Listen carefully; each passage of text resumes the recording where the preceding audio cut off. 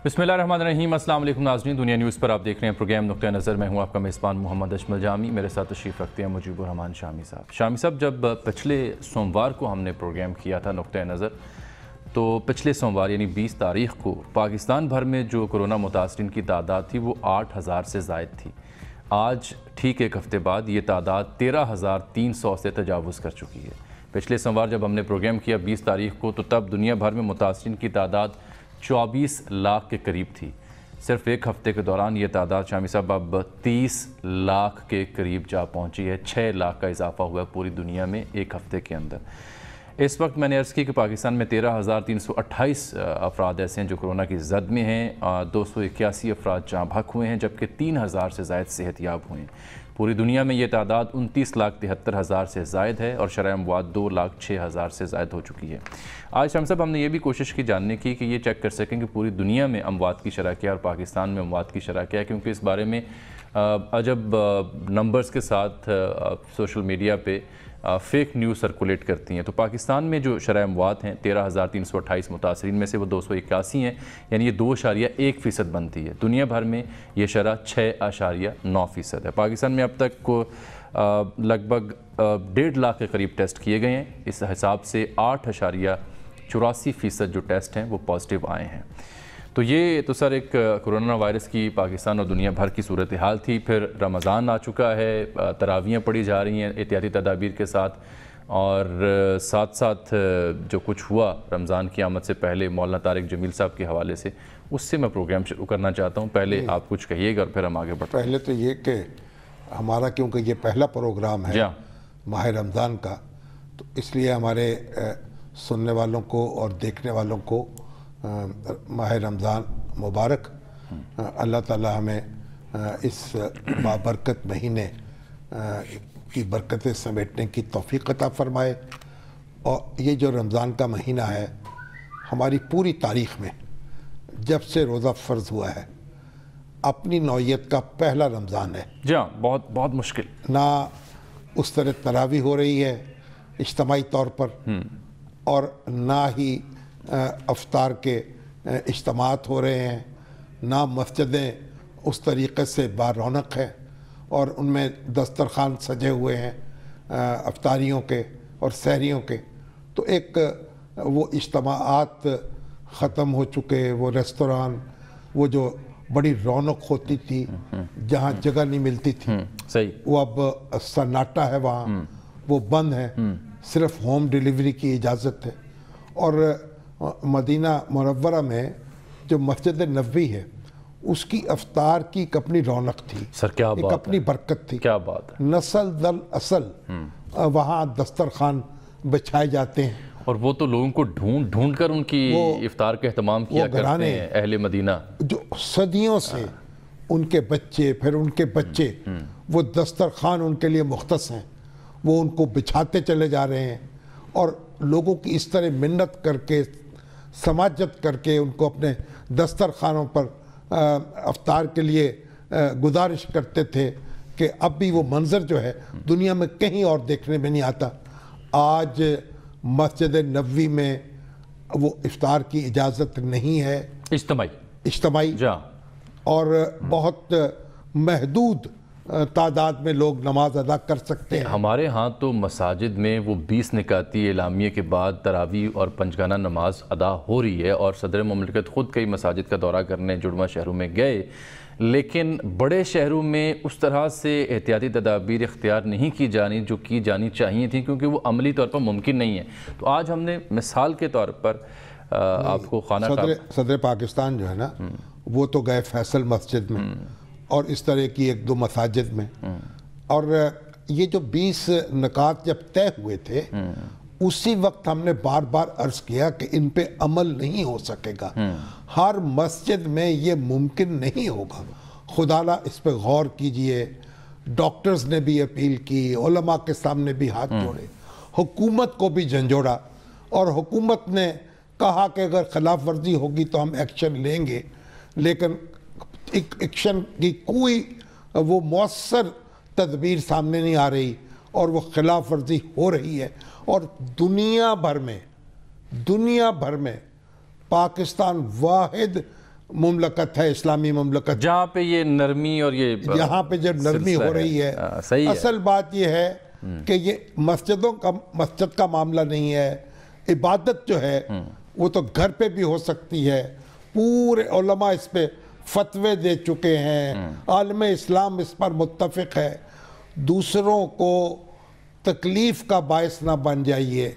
Virus جو ہے یہ ایک عجیب وائرس ہے انسانی تاریخ کی, جو ایک شخص سے دوسرے شخص پہ منتقل ہوتی ہے, معلوم ہی نہیں پڑتا, اس کو پتہ ہی نہیں ہوتا. سر یہ جو بات کہی جا رہی ہے اور اب بھی کہی جا رہی ہے اور ہاتھ جوڑے جا رہے ہیں, لیکن صدر مملکت پر کوئی, وہ خود ڈاکٹر ہے, اگرچہ ڈینٹل ڈاکٹر ہے, ڈینٹسٹ ہے, سمجھ بوجھ تو ہے, لیکن بہرحال جہاں دانت منہ میں ہوتے ہیں, منہ جو ہے اس کے یہ دماغ بھی ہوتا ہے, اس کے نیچے دل بھی ہوتا ہے, تو ساری باتوں کو سمجھتے ہیں. نہ وزیر اعظم ہیں نہ دوسرے ہمارے لوگ ہیں, وہ بات کو سمجھ نہیں پا رہے. میں مثال کے طور پر نا سر آپ کو سمجھانے کے لیے, سب دیکھنے والوں کے لیے, کہ ہم جو باتیں کر رہے ہیں وہ کس بنیاد پہ کر رہے ہیں. خانہ کعبہ کے مناظر آپ کو دکھاتا ہوں. رمضان المبارک کے دوران ہم لوگ گھروں میں نماز ادا کریں, تو اگر خانہ کعبہ کی یہ صورتحال ہے تو یہ ہمارے ہاں کیوں نہیں ہو سکتے؟ دیکھیے, بعض لوگوں نے ہم پر بھی تنقید کی ہے کہ مسجدوں کی تالہ بندی کرانا. تالہ بندی کس نے کی؟ نعوذ باللہ. مسجدیں دیکھیے, مسجدیں آباد رہنی چاہیے, کھلی رہنی. بازار نہیں ہے. لوگ کہتے ہیں بازاروں میں کیا ہو رہا ہے. او بھائی, بازاروں میں جو ہو رہا ہے وہاں بھی ڈسپلن نافذ کیجئے. جو مسجد کے نمازی ہیں ان کو تو ہر جگہ ڈسپلن نافذ کرنا ہے, اور جو اللہ کے احکامات ہیں, اس کے رسول کے احکامات ہیں, ان کے مطابق عبادت کرنی ہے. وبا کے زمانے میں جب کسی کو نقصان پہنچنے کا خطرہ ہو, جب انسانی جان خطرے میں ہو, پھر نوعیت احکامات کی بدل جاتی ہے. یہ بات مکہ اور مدینہ سے بھی بتائی جا رہی ہے, قاہرہ تک بتائی جا رہی ہے, عالم اسلام کے ہر ملک میں, اور جہاں مسلمان بستے ہیں اس ڈسپلن کی پابندی ہو رہی ہے. پاکستان واحد ملک ہے, انوکھا ملک بن گیا ہے جہاں ہم ان بحثوں میں پڑے ہوئے ہیں اور بات نہیں سن رہے ڈاکٹرز کی, بات نہیں سننا پڑے گی. شامی صاحب سننا پڑے گی. میں آگے بڑھتا ہوں. ایک اور بڑا اہم موضوع تھا اس دن, ہمارا ہفتے کا آخری پروگرام تھا, پوری نشست نہیں ہو سکی تھی, تو جو جذباتی کیفیت تھی اس کا اظہار ہی ہم نے کیا تھا جمعرات کے روز, جب مولانا طارق جمیل ٹیلی تھون میں شریک ہوئے. دعا کی انہوں نے اور اظہار خیال بھی انہوں نے فرمایا مختلف موضوعات پر. اس کے بعد وہ تنقید کی زد میں آئے, انتہائی قابل احترام مولانا طارق جمیل صاحب. تو پھر انہوں نے کیا کہا, ذرا وہ سنیے اور دیکھیے, اور پھر شامی صاحب اس پہ تبصرہ کریں گے اپنی نظر سے کہ یہ ہوا کیا اور انہیں کیوں معذرت کرنا پڑی. دیکھیے شامی صاحب, یہ معذرت حضرت مولانا کو کیوں کرنا پڑی؟ ایک سے زائد جگہوں پر جانے کا اتفاق ہوا اور معذرت کی انہوں نے. کہ یہ ایک تو محمد مالک صاحب کا پروگرام ہے, دوسری جگہ بھی انہوں نے معذرت کی ہے. جاوید چوہے صاحب جب انہوں نے یہ دعا کرائی تھی اس وقت ہم بھی اس میں ایک طرح سے شریک تھے, اور ہمارے اوپر بھی ایک کیفیت طاری تھی. دیکھیے, جو میڈیا ہے نا, میڈیا کسی ایک شخص کا نام نہیں ہے, میڈیا کسی ایک ادارے کا نام نہیں ہے, میڈیا کسی ایک پروگرام کا نام نہیں. میڈیا میں کچھ نہ کچھ بہت کچھ تجاوز بھی ہوتا ہوگا, کچھ لوگ غیر ذمہ داری کا مظاہرہ بھی کرتے ہیں, کس شعبے میں نہیں ہوتا, لیکن بحیثیت مجموعی جو ہے, ہم اب میڈیا میں, میڈیا تو جھوٹ کو فروغ نہیں دیتا, اس کو ایکسپوز کرتا ہے.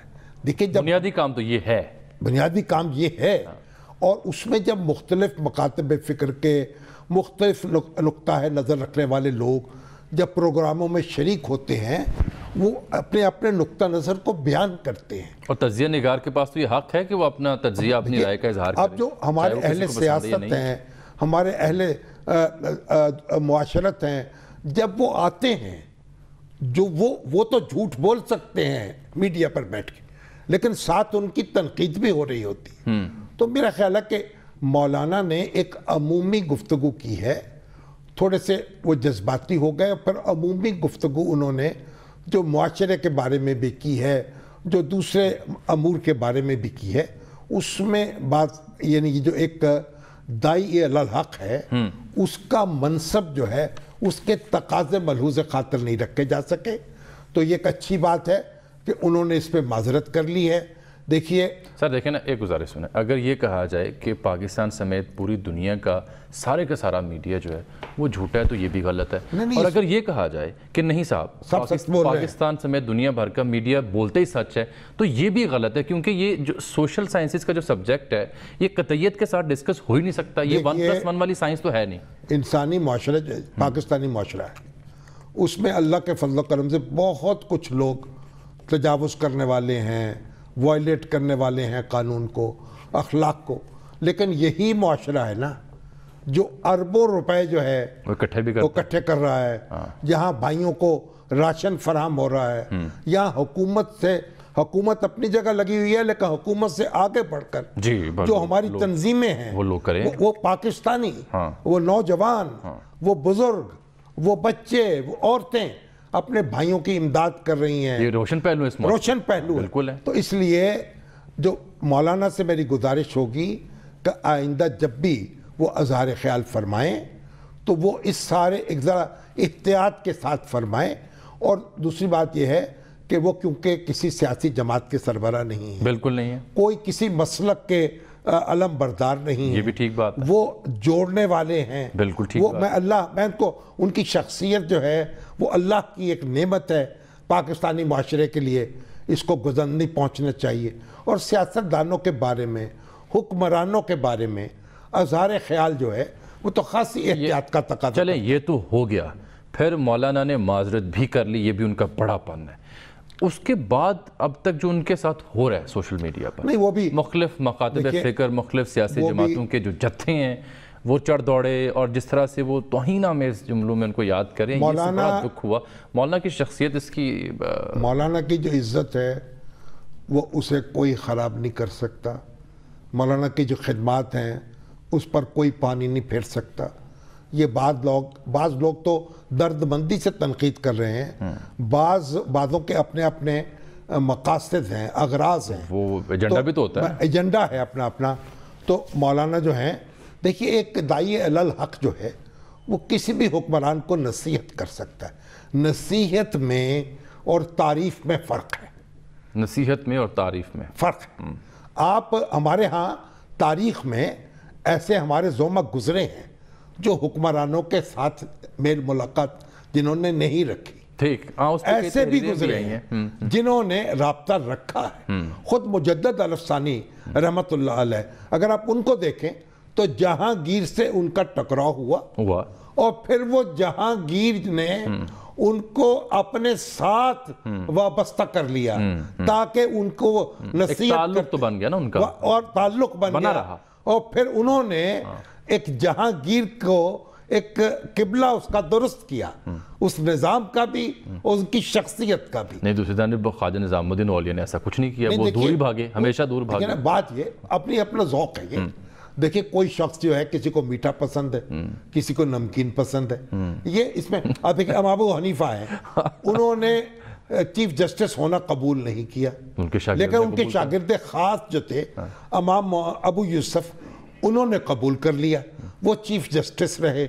उनके चीफ जस्टिस बनने की वजह से फ़िक़्ह हनफिया जो है पूरे आलम इस्लाम में उसका चर्चा हुआ, उसका निफाज हुआ। आप ये कह रहे हैं कि अगर अबू यूसुफ जो हैं वो चीफ जस्टिस ना बनते तो फ़िक़्ह हनफिया की शायद तरवीज ना हो पाती, शायद इस तरीके ना होती, नफाज ना होता। ठीक, देखिए खिलाफत अब्बासिया में, खिलाफत उस्मानिया में, फिर हमारे यहाँ मुग़लों के दौर में फ़िक़्ह हनफिया ही नाफिज रही। और आज भी फ़िक़्ह हनफिया जो है, मुसलमान जो है पाकिस्तान के, उनकी बड़ी तादाद भी इस फ़िक़्ह की फॉलोअर है। और फ़िक़्ह हनफिया जो है मुसलमानों में सबसे बड़ी फ़िक़्ह है। हम अबू हनीफा जो है उनको फॉलो किया जाता है। जाने से पहले अगर गुजारिश करें देखने वालों से कि आप मौलाना पे हाथ हौला रखें, ये मौलाना की इज़्ज़त और तकरीम का ख्याल करें। हम तो हमेशा ये कहते हैं, इमरान खान साहब हों, नवाज शरीफ साहब हों, दूसरे रहनुमा हों, कोई हो, सियासी रहनुमा हो या मजहबी शख्सियात हों, हर एक पर तनकीद करते हुए आप उनके फॉलोअर्स के जज्बात का ख्याल रखें, अच्छे अल्फाज चुनें, अपना माफिज ज़मीर जो है अच्छे लहजे में बयान करें। मौलाना तो फिर मौलाना हैं और उनकी तकरीम हम पर वाजिब है। और मैं समझता हूँ کہ جو لوگ ان کے ساتھ زیادتی کر رہے ہیں وہ اپنے ساتھ زیادتی کر رہے ہیں۔ چلیں ناظرین، ایک وقت بریک کا آن پہنچا یہاں پر پروگرام میں، واپس آتے ہیں تو کچھ ذکر 18ویں ترمیم کا کچھ حوالے سے بھی نئے بیانات سامنے آ رہے ہیں، اختلافی بھی اور حمایت میں بھی۔ بریک کے بعد بات کرتے ہیں۔ ویلکم بیک ناظرین، اس وقت ہمیں ٹیلی فون لائن پر جوائن کیا ہے وفاقی وزیر سائنس اینڈ ٹیکنالوجی جناب فواد چوہے صاحب نے۔ چوہے صاحب آپ کو خوش آمدید کہتے ہیں۔ موضوع ہمارا 18ویں ترمیم ہے جو 2-4 دنوں سے پھر سے خبروں میں ہے۔ کیونکہ اسد عمر صاحب نے ایک ایسا بیان دیا اور آج وزیر خارجہ شاہ محمود قریشی صاحب نے گفتگو کی، اس پر رد عمل آیا بلاول بھٹو زرداری صاحب کا، آحسن اقبال صاحب کا، میاں افتخار صاحب کا اور دیگر کا۔ دیکھیے اسد عمر صاحب نے شامی صاحب کہا کیا تھا۔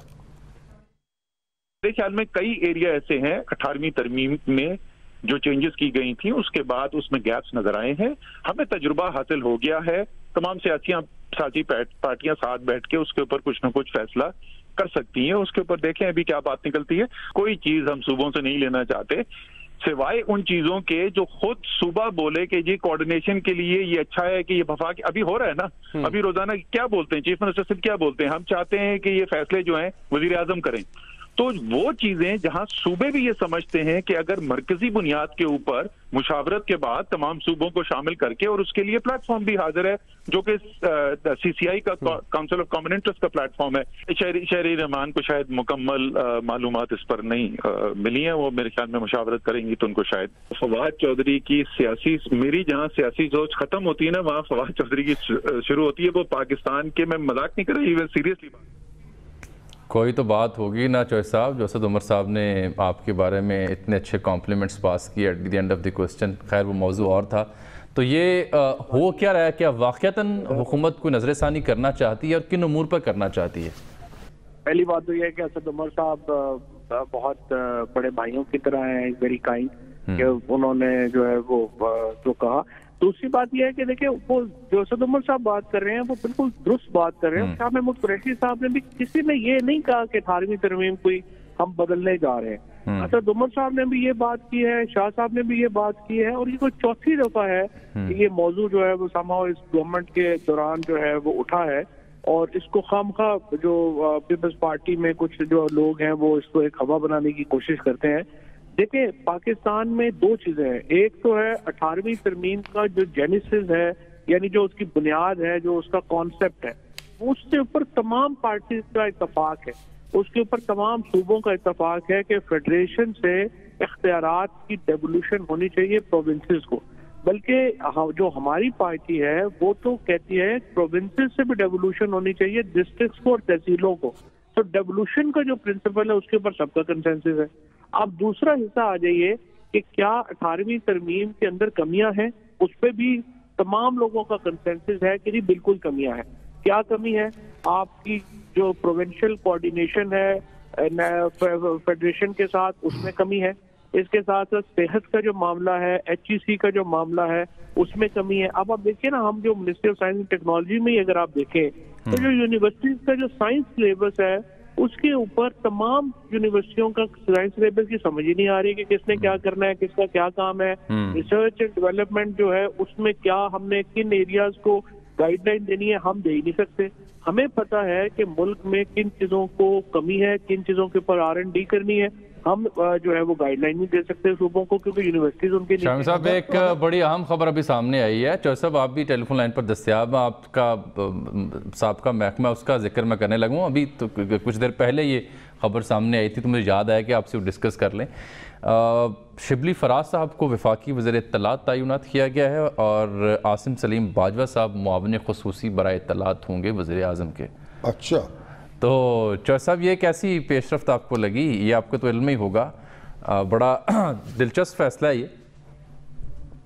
میرا خیال ہے یہ بڑا اچھا فیصلہ ہے جی، فرینکلی کافی بڑی کمیونیکیشن کی کمی آ رہی تھی اور ہمارا دو بڑے مسئلے آ رہے تھے۔ ایک تو جو شبلی فراز ہے وہ پی ٹی آئی کا فیس ہے، ایگزیکٹلی چلیے دونوں کو مبارک۔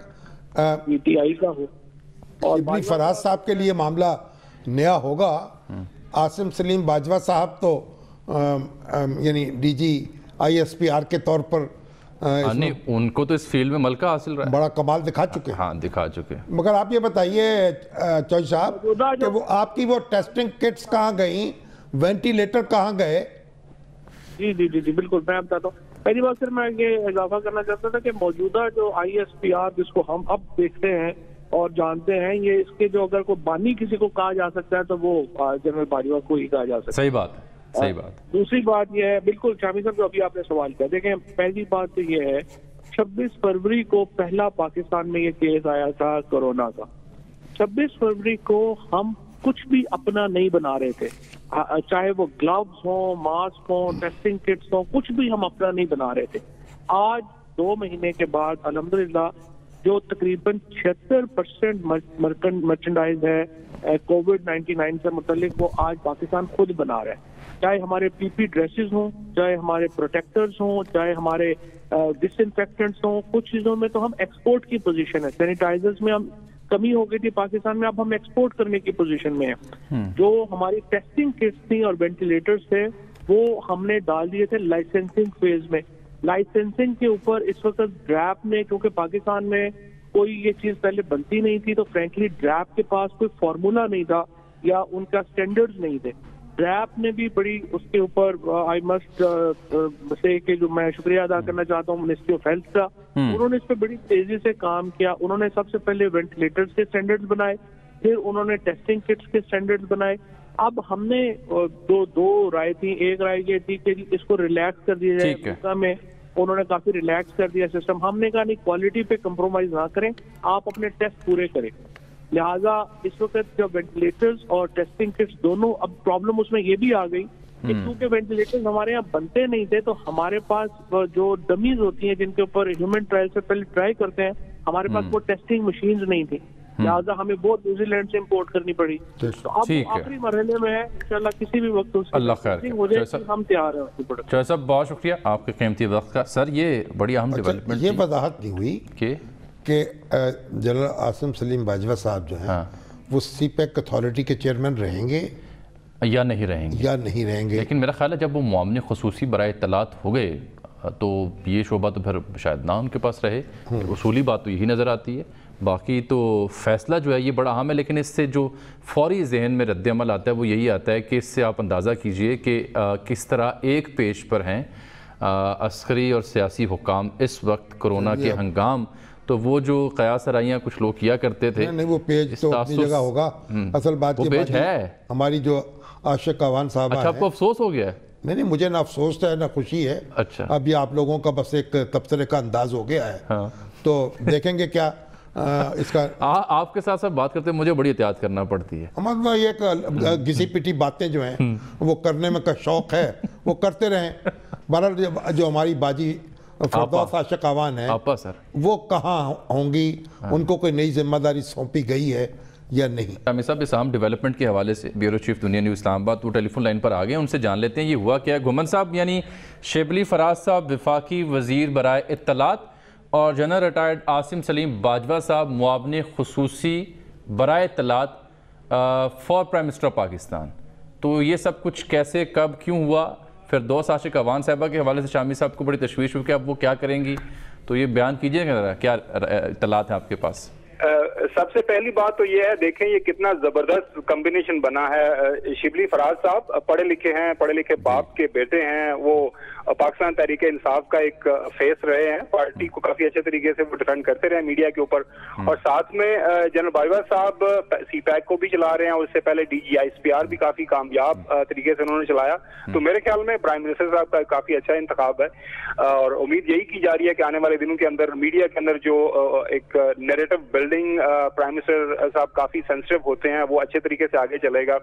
जहां तक है ये तब्दीली क्यों हुई, मेरे पास जो इतलात हैं, एक से ज्यादा दफा इससे पहले जब वफाकी काबीना की मीटिंग हुई वहां पे वज़रा की तरफ से शिकायत की जा रही थी कि मीडिया के अंदर हमारी जो बयानिया है पार्टी का मुख्तलिफ इश्यूज के ऊपर उतने जोरदार तरीके से नहीं दिया जा रहा। मुख्तलिफ औकात में आपने देखा होगा कि डॉक्टर साहिबा जो है वो थोड़ा सा जिसे कहते हैं ना कि एक जो इशू को एड्रेस करना होता था उसके हट के कोई बात कर देती थी, तो इशू से तवज्जो भी हट जाया करती थी।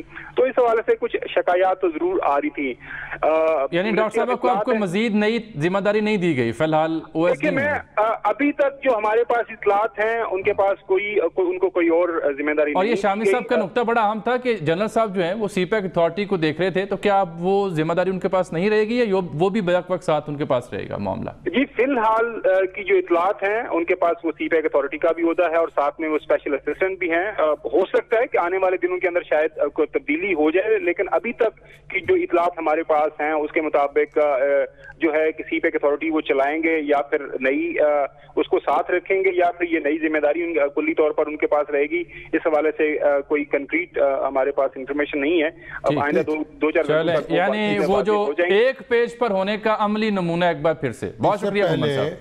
हमारे मेजर आजम सुलेमान जो हैं, हाँ जी, मेजर रिटायर्ड आजम सुलेमान, चीफ सेक्रेटरी पंजाब थे, वो यहाँ से रुखसत बड़े हुए, धड़ल्ले से आए थे जी, बड़े कल्ले ठल्ले के आदमी थे और बड़ी स्ट्रॉन्ग फुटिंग के साथ आए और बड़ा एक मजबूत तरीके से उन्होंने अपना एक मनसब जो है उसका इजहार किया, लेकिन और फिर उनको अचानक तब्दील कर दिया गया। बुज़दार साहब को कुछ हुआ, हो सकता है बुज़दार साहब से जाहिर है कि नहीं बनी, और लेकिन बड़े ढंग के आदमी थे।